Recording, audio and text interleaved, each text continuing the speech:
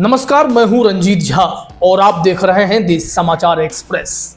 अपनी बेबाकी और ईमानदार फैसले के लिए प्रसिद्ध सीजेआई बी.आर. गवई विवादों में घिर गए हैं। सुप्रीम कोर्ट की धाकड़ महिला जस्टिस बीबी नागरत्ना ने उनकी नींद उड़ा दी है। दरअसल दो ऐसे केस अचानक से सामने आए हैं जिसने सीजेआई गवई के नेतृत्व में चल रहे कॉलेजियम सिस्टम की पोल ही खोल दी है। जस्टिस बीबी नागरत्ना भी उसी कॉलेजियम के हिस्सा हैं, लेकिन काफी बगावती हैं। वो गलत बर्दाश्त नहीं करती हैं और उन्होंने अपने डिसेंट नोट से जुडिशरी में हड़कंप मचा दिया है। दो ऐसे केस हैं जिसमें एक आरोप तो सीधे सीजेआई बी.आर. गवई पर लगा कि आपके भांजे को जज कैसे बना दिया गया है, और दूसरा मसला यह आया है कि गुजरात हाईकोर्ट के कोटे से एक ऐसे जस्टिस को सुप्रीम कोर्ट में एलिवेट कर दिया गया है जिनकी ट्रांसफर एंड पोस्टिंग शुरुआत से ही विवादों में है।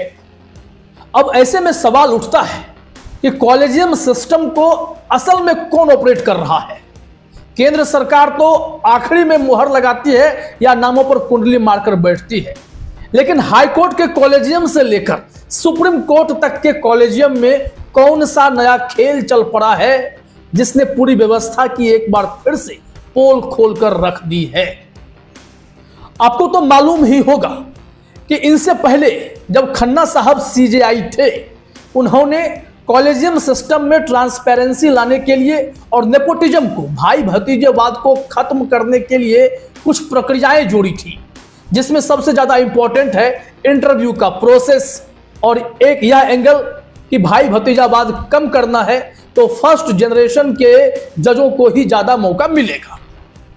लेकिन हुआ क्या, सीजेआई बी.आर. गवई के भांजे को बॉम्बे हाईकोर्ट कॉलेजियम ने रिकमेंड किया और सुप्रीम कोर्ट ने मुहर लगा दी। फिर सवाल तो उठेंगे, जब इंटरव्यू का प्रोसेस था, कॉलेजियम बेंच इंटरव्यू करती रही होगी, तो यह जानकारी सामने क्यों नहीं आई कि वो किसी के रिलेटिव हैं, वो सीधे सीजेआई बी.आर. गवई के रिलेटिव हैं। तो ऐसे में उनकी नियुक्ति अब विवादों के घेरे में है। जो दूसरा मसला है उस पर हम आए, लेकिन उससे पहले इस केस को समझना पड़ेगा। CJI B R. गवई से भी इस मसले पर जवाब लेने की कोशिश की गई थी। उन्होंने कहा कि इस नियुक्ति में मेरा कोई हाथ नहीं है। उन्होंने पहले से ही एक रास्ता क्लियर करने की कोशिश की कि हाईकोर्ट कॉलेजियम के निर्णय को बदलने के लिए सुप्रीम कोर्ट नहीं कह सकता। हाईकोर्ट कॉलेजियम सुप्रीम कोर्ट के कॉलेजियम के समकक्ष है। वहां से अगर कोई नाम आता है तो हम उनके निर्णय को पलटने के लिए नहीं कह सकते। मतलब आपने सीधे आंख मूंद कर मुहर लगा दी। ये एक सवाल उठता है। अब जरा देखिए, कहा जा रहा है कि जब इंटरव्यू का प्रोसेस था, सारी जानकारी क्लियर थी, तो भी जो उनके भांजे वाकोडे हैं उनका नाम कैसे आया। यहां पर जानकारी दी गई है, बॉम्बे हाईकोर्ट कॉलेजियम स्थानीय स्तर पर पहले ही राज दामोदर वाकोडे का नाम भेज दिया था।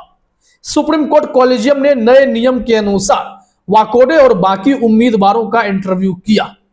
कॉलेजियम के बहुमत ने उन्हें योग्य माना और 14 नामों की सूची में शामिल कर लिया। हालांकि सीजेआई गवई ने कहा उन्होंने इस नाम से खुद को अलग कर लिया ताकि किसी तरह का कॉन्फ्लिक्ट ऑफ इंटरेस्ट ना हो। अब सवाल उठता है कि यह विवाद हुआ क्यों। आखिर गवई साहब के फैमिली ने क्लियर किया है कि वो बहुत दूर का रिश्तेदार है, डायरेक्टली रिलेट नहीं करता है। अब इसमें क्या कहा गया है कि वाकोडे गवई परिवार से रिश्तेदारी रखते हैं, भले ही भांजा या दूर का रिश्तेदार कहकर सफाई दी गई हो, लेकिन यह वही उम्मीदवार हैं जिन्हें नई सख्त इंटरव्यू प्रक्रिया में भी पास कर दिया गया। अगर इंटरव्यू वाकई निष्पक्ष होते तो क्या रिश्तेदार को फिर भी मंजूरी मिल जाती।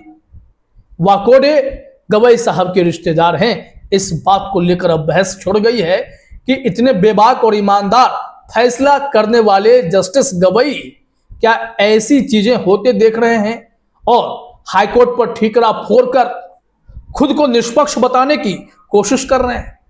विवाद अगर सिर्फ इसी खबर से रहती तो मामला थम गया होता, लेकिन अब दूसरा मसला समझिए। जस्टिस विपुल पंचोली का सुप्रीम कोर्ट में एलिवेशन होना भी सुप्रीम कोर्ट के कॉलेजियम सिस्टम में बड़ा विवाद खड़ा कर गया। हालांकि कहा जाता है कि सहमति 4-1 से हुई है, लेकिन जो एक डिसेंट है वो बहुत कड़क और वैलिड है। सुप्रीम कोर्ट कॉलेजियम की सदस्य जस्टिस बीवी नागरत्ना ने सीजेआई बीआर गवई की नींद उड़ा दी है। वो कई बार अपना डिसेंट जता चुकी हैं, इसके बावजूद भी जस्टिस विपुल पंचोली को सुप्रीम कोर्ट में एलिवेट किया गया है। अगर केंद्र सरकार इस नाम पर मुहर लगा देती है तो पूरे देश के हाई कोर्ट से जो सुप्रीम कोर्ट में जजों का प्रतिनिधित्व होता है उसका बैलेंस बिगड़ने भी जा रहा है। गवई साहब क्या इन चीजों को नजरअंदाज करते आ रहे हैं? समझिए कि विपुल पंचोली का पैटर्न क्यों गड़बड़ है और जस्टिस बीवी नागरत्ना ने क्या गंभीर सवाल उठाए हैं। हालांकि पूरा डिसेंट नोट क्लियरली सार्वजनिक नहीं किया गया है, लेकिन सीजेआर ने इसे सार्वजनिक करने की मांग की है। सीजेआर का मतलब है campaign for judicial accountability and reforms, सीजेआर।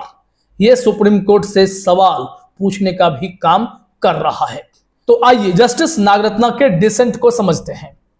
उन्होंने कहा 2023 में ट्रांसफर पर भी विवाद है। जस्टिस पंचोली को 2023 में गुजरात हाईकोर्ट से पटना हाईकोर्ट में ट्रांसफर किया गया था, जो सामान्य प्रक्रिया से अलग लग रहा था।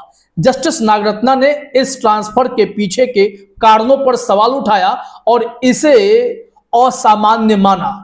जस्टिस नागरत्ना ने आरोप लगाया है कि कई सीनियर जजों की अनदेखी करके जस्टिस पंचोली को आगे बढ़ाया गया है। यहां पॉइंट नंबर 2 में कहा भी गया है, उन्होंने यह तर्क दिया कि जस्टिस पंचोली की नियुक्ति से कई सीनियर जजों को दरकिनार किया जा रहा है, जो न्यायिक व्यवस्था के लिए नुकसानदायक हो सकता है। इतना ही नहीं, मशहूर वकील इंदिरा जयसिंह ने भी सवाल उठाए हैं कि जस्टिस पंचोली का एलिवेशन हो गया सुप्रीम कोर्ट में, लेकिन कई महिला जजों को इग्नोर क्यों किया गया है, इसका भी कारण बताएं। सीजेआर ने भी ऐसे कई गंभीर प्रश्न पूछे हैं। सीजेआई बीआर गवई के लिए आसान नहीं होगा ऐसे धर्म संकट से निकलना। क्या कॉलेजियम को कोई और कंट्रोल कर रहा है, या एक बड़ा सवाल उठ खड़ा हुआ है। अब देखिए, कॉलेजियम की जो अकाउंटेबिलिटी है, विश्वसनीयता है, उस पर सवाल है। जस्टिस नागरत्ना का मानना है कि जस्टिस पंचोली की नियुक्ति कॉलेजियम सिस्टम की विश्वसनीयता को खतरे में डाल सकती है और न्याय प्रशासन के लिए प्रतिकूल प्रभाव डाल सकती है। इतना ही नहीं, बीबी नागरत्ना ने यह भी कहा कि अगर जस्टिस पंचोली आगे चलकर सीजेआई बन जाते हैं तो वो जुडिशियरी के हित में नहीं होगा, साख दांव पर लग जाएगी, क्योंकि लंबा कार्यकाल होने जा रहा है जस्टिस विपुल पंचोली का। सबसे बड़ी बात यह है कि ऑल इंडिया सीनियरिटी रैंक में भी उनका नंबर 57वां है। कई ऐसे जज हैं जो पीछे छूट गए हैं। अब यहां पर गंभीर प्रश्न उठेंगे या नहीं उठेंगे। अब यहां सीजेआर की एंट्री होती है। सीजेआर ने तो कई गंभीर सवाल उठा दिए।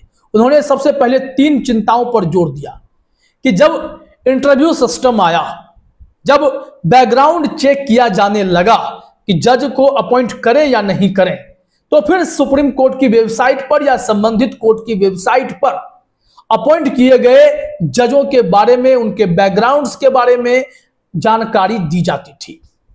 अब यहां पर लिखा गया है कि उन्होंने इशारा किया है कि केवल नियुक्त व्यक्तियों के नाम का उल्लेख किया गया है, उम्मीदवारों की पृष्ठभूमि का विवरण नहीं दिया गया है, जैसा कि पहले होता आया है। दूसरा पॉइंट, सिफारिशें करने वाला कॉलेजियम कोरम भी गायब है। तीसरा पॉइंट, किसी निश्चित उम्मीदवार को वरीयता देने के मानदंड का उल्लेख नहीं किया जा रहा है, भले ही वे सीनियरिटी में निचले लेवल पर के हों। अब इसका मतलब है कि वो मानदंड भी क्लियर नहीं किया गया है। क्या कॉलेजियम सिस्टम सरकार के इशारे पर काम करने लगा है? क्या 4-1 से सहमति का दौर, उसमें यह भी होगा कि सीजेआई की ना के बावजूद अगर 5 में से 3-2 का भी फैसला हो जाए तब भी निर्णय सर्वसम्मति से पारित होगा? क्या सीजेआई का वीटो वहां काम नहीं करता है? तमाम ऐसे सवाल कॉलेजियम सिस्टम पर उठ खड़े हुए हैं। सीजेआर की जो 2 महत्वपूर्ण मांग है वो भी समझ लीजिए। कहा जा रहा है कि campaign for judicial accountability and reforms CJR ने इस मामले में हस्तक्षेप किया है और दो मुख्य मांगे रखी हैं। असहमति नोट का प्रकाशन कीजिए, जस्टिस नागरत्ना का जो डिसेंट नोट है उसे तुरंत आप पब्लिक कर दीजिए।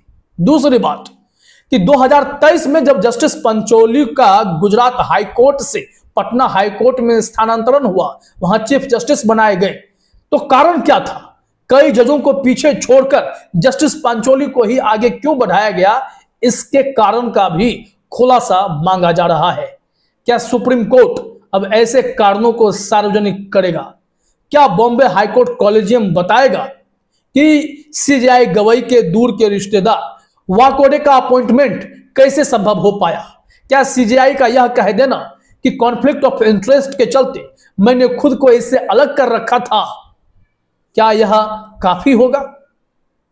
क्या सीजेआई होने के नाते वो अपने आप को पावरलेस महसूस करते हैं अपॉइंटमेंट प्रोसेस को लेकर?